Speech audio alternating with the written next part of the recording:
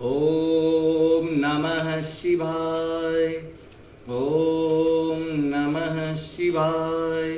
ओम नमः शिवाय। ओम नमः शिवाय।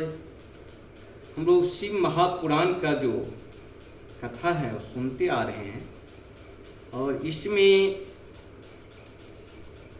आज हम लोग चंचुला के प्रयत्न से पार्वती जी की आज्ञा पाकर तंबुकुरिका विंध्य पर्वत पर शिव पुराण की कथा सुनाकर बिंदुगा का पिशाच योनि से उद्धार करना तथा उन दोनों दंपति का शिव धाम में सुखी होना है। हम लोग यहाँ पे शिव पुराण का भी कुछ भाग कहते रहते हैं, थोड़ा सा मतलब 10-15 मिनट का ही कोशिश करते हैं कि कम से कम में हो जाए। जय हिंद जय भारत, आप सबों का स्वागत है। मैं राम नरेश शाह और मेरे जय हिंद जय भारत पे आपको गीता सार का आपकी भाषा में, अपनी सरल भाषा में लगेगा कि हम स्वयं कर रहे हैं, ऐसा आपको अनुभव होगा। क्योंकि त्रुटिपूर्ण लगेगा, त्रुटिपूर्ण से ही हम लोग अपने आप को पूर्ण करते हैं। जहाँ त्रुटि है वहीं पूर्ण भी है, इस चीज़ को हम सबों को समझना चाहिए। जहाँ त्रुटि है वहीं पूर्ण है, त्रुटिपूर्ण ढंग से हम लोग इसको बताए हैं और कोशिश करें सुनने से आपका सारा जीवन का मानसिक शारीरिक आर्थिक सब कष्ट दूर होगा। तो इसमें हम लोग शिव महापुराण के भी शुरू किए हैं और आप लोग सबका लाभ उठाएं, मानसिक शारीरिक आर्थिक। बहुत बहुत धन्यवाद आप लोगों को। नमस्कार, शुरू करते हैं। सूत जी बोले, शौनक एक दिन परमानंद में निमग्न हुए चंचुला ने उमा देवी के पास जाकर प्रणाम किया और दोनों हाथ जोड़कर वह उनकी स्तुति करने लगी।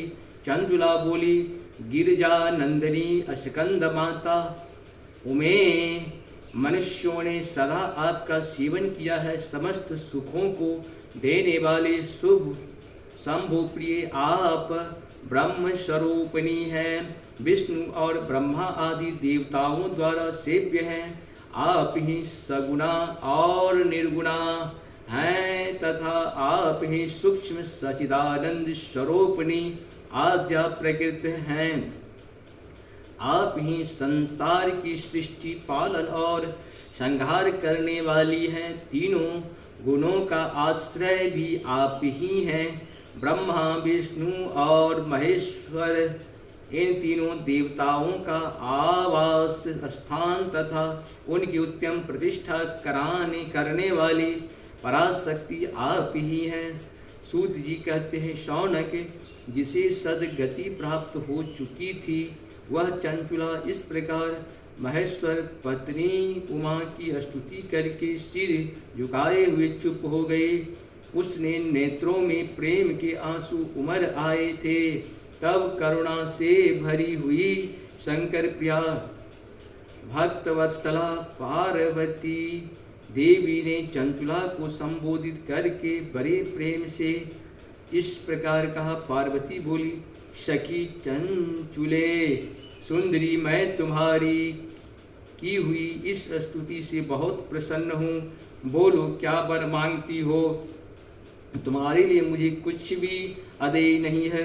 चंचुला बोली, निष्पाप गिरिजा कुमारी, मेरे पति विदगुल इस समय कहाँ हैं? उनका कैसी गति हुई है यह मैं नहीं जानती। कल्याणमयी दीन वत्सल मिले मैं अपनी उन पति देव से जिस प्रकार संयुक्त हो सकूं वैसा ही उपाय कीजिए।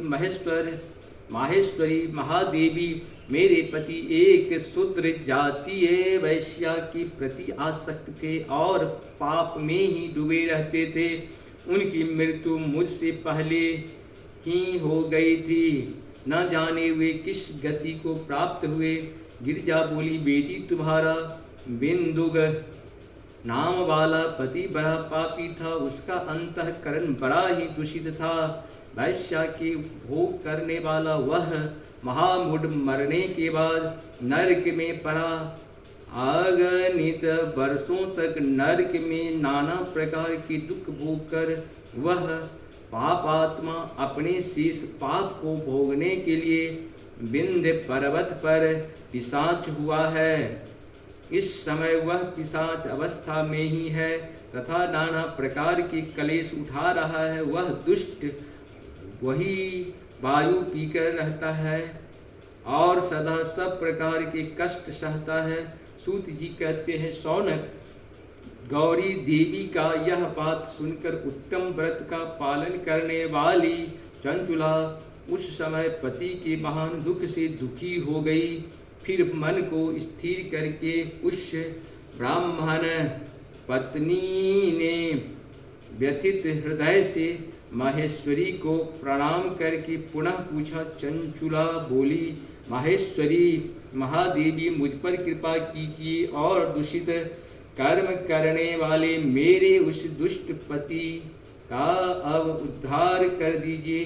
देवी, कुत्सित बुद्धि वाले मेरे उस पापात्मा पति को किस उपाय से उत्तम गति प्राप्त हो सकता है, यह शीघ्र बताइए। आपको नमस्कार है। पार्वती ने कहा, तुम्हारा पति यदि शिव पुराण की पुण्यमयी उत्तम कथा सुनते तो सारी दुर्गति को पार करके वह उत्तम गति का भागी हो सकता है। अमृत के समान मधुर अक्षरों से युक्त गौरी देवी का यह वचन आदर पूर्वक सुनकर चंचुला ने हाथ जोड़कर मस्तक झुकाकर उन्हें बारंबार प्रणाम किया और अपने पति के समस्त पापों की शुद्धि तथा उत्तम गति की प्राप्ति के लिए पार्वती देवी से यह प्रार्थना की कि मेरे पति को शिव पुराण सुनाने की व्यवस्था होनी चाहिए। उस ब्राह्मण पत्नी की बार बार प्रार्थना करने पर शिवप्रिया गौरी देवी को बड़ी दया आई। उन भक्त वत्सला महेश्वरी गिरिराज कुमारी ने भगवान शिव की उत्तम कृति का गान करने वाले गंधर्वराज तंबूरों को बुलाकर उनसे प्रसन्नतापूर्वक इस प्रकार कहा, तंबूरों, तुम्हारी भगवान शिव में प्रीति है। तुम मेरे मन की बात को जानकर मेरे अभिष्ट कार्यों को सिद्ध करने वाले हो, इसीलिए मैं तुमसे एक बात कहती हूँ, तुम्हारा कल्याण हो। तुम मेरा इस सखी के साथ शीघ्र ही विंध्य पर्वत पर जाओ। वहाँ एक महाघोर और भयंकर पिशाच रहता है। उसका वृतांत तुम आरंभ से ही सुनो। मैं तुमसे प्रसन्नतापूर्वक सब कुछ बताती हूँ। पूर्व जन्म में वह पिशाच बिंदुग नामक ब्राह्मण था। मेरी इस सखी चंचुला का पति था, परंतु वह दुष्ट वैश्यागामी हो गया। स्नान संध्या आदि नित्य कर्म छोड़कर अपवित्र रहने लगा। क्रोध के कारण उसकी बुद्धि पर मूढ़ता छा गई थी। वह कर्तव्य का विवेक नहीं कर पाता था। अभैक्ष्य भक्षण, सज्जनों से द्वेष और दूषित वस्तुओं का दान लेना, यही उसका स्वाभाविक कर्म बन गया था। वह अस्त्र शस्त्र लेकर हिंसा करता, बाएं हाथ से खाता, दीनों को सहता, दीनों को सताता और क्रूरता पूर्वक पराये घरों में आग लगा देता था। चांडालों से प्रेम करता और प्रतिदिन वैश्या के संपर्क में रहता था। बड़ा दुष्ट था वह पापी। अपनी पत्नी का परित्याग करके दुष्टों के संग में ही आनंद मनाता था। वह मृत्यु पर्यंत दुराचार में ही फंसा रहा। फिर अंतकाल आने पर उसकी मृत्यु हो गई। वह पापियों के भोग स्थान घोर यमपुर में गया और वहाँ बहुत से नरक का उपभोग करके वह दुष्टात्मा जीव इस समय विंध्य पर्वत पर पिशाच बना हुआ है। वही वह दुष्ट पिशाच अपने पापों का फल भोग रहा है। तुम उसके आगे यत्न पूर्वक शिव पुराण की उस दिव्य कथा का प्रवचन करो जो परम पुण्यमयी तथा समस्त पापों का नाश करने वाली है। शिव पुराण की कथा का श्रवण सबसे उत्कृष्ट और पुण्य कर्म है। उससे उसका हृदय शीघ्र ही समस्त पापों से शुद्ध हो जाएगा और वह प्रेत योनि का परित्याग कर देगा। उस दुर्गति से मुक्त होने पर बिंदुग नामक पिशाच को मेरी आज्ञा से विमान पर बिठाकर तुम भगवान शिव के समीप ले आओ।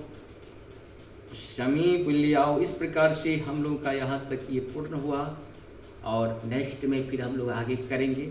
आप सबों को बहुत बहुत धन्यवाद। नमस्कार।